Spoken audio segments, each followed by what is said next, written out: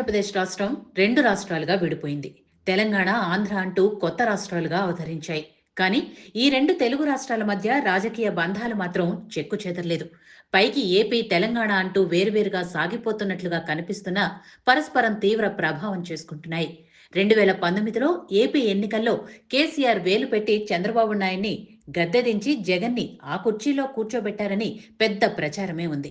ఇక 2023 డిసెంబర్లో జరిగిన తెలంగాణ ఎన్నికలకు టీడీపీ దూరంగా ఉండటం ద్వారా కేసీఆర్ని గద్దెదించి రేవంత్ రెడ్డి ఆ కుర్చీలో కూర్చున్నారని లెక్కలు చెబుతున్నారు.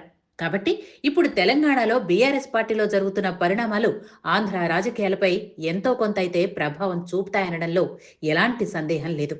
తెలంగాణలో బీఆర్ఎస్ పార్టీ ఇంకా బలహీనపడితే జగన్కు కష్టకాలంలో ఆదుకునే పెద్ద దిక్కు లేకుండా పోతుంది. తెలంగాణలో బీఆర్ఎస్ పార్టీ ఇంకా బలహీనపడితే ఆ పార్టీలో నుంచి ఎమ్మెల్యేలు కాంగ్రెస్, బీజేపీ, టీడీపీలోకి క్యూ కట్టే అవకాశం ఉంది. మాస్టర్ మైండ్స్ కామర్స్ చదవాలనుకునే 10th ఇంటర్ విద్యార్థుల తొలి ఎంపిక.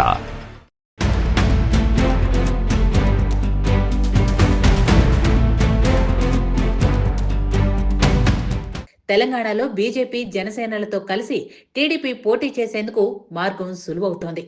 ఈ 3 పార్టీలు కలిసి పోటీ చేస్తే కాంగ్రెస్ కూడా నిలబడలేదు. కనుక తెలంగాణలో కూడా కూటమి ప్రభుత్వం అధికారంలోకి వచ్చే అవకాశం ఉంటుంది. ఒకవేళ ఎమ్మెల్సీ కవిత చెప్పినట్లుగా బీజేపీలో బీఆర్ఎస్ పార్టీ విలీనమైతే ఎన్డీఏలో భాగస్వామిగా ఉన్న టీడీపీకి చాలా ఇబ్బందికరంగా మారుతోంది. అప్పుడు తెలంగాణ బీజేపీకి దూరంగా ఉండిపోక తప్పదు. అదే జరిగితే తెలంగాణలో టీడీపీ మళ్లీ ఒంటరిగా మిగిలిపోతుంది. కనుక తెలంగాణ ఎన్నికల్లో పోటీ చేయాలనే ఆలోచన టీడీపీ విరమించుకోవాల్సి వస్తుంది. అయితే బీఆర్ఎస్ పార్టీలో ఒక్క హరీష్ రావుని, ఆయనతో పాటు కొంతమంది ఎమ్మెల్యేలు వస్తే వారిని మాత్రమే చేర్చుకునేందుకు బీజేపీ అధిష్టానం ఆసక్తి చూపే అవకాశం ఉంటుంది తప్ప కేసీఆర్, కేటీఆర్, కవితలతో కూడిన బీఆర్ఎస్ పార్టీని విలీనం చేసుకోవటం అంటే కొరివితో తలగొక్కున్నట్లే అవుతుంది. కనుక తెలంగాణలో జరుగుతున్న ఈ రాజకీయ పరిణామాల ప్రభావం ఏపీలో వైసీపీ, కూటమి పార్టీలపై తప్పకుంటుంది. అది ఏ విధంగా అనేది తెలియాలంటే కొద్ది రోజులు వెయిట్ చేయాల్సిందే.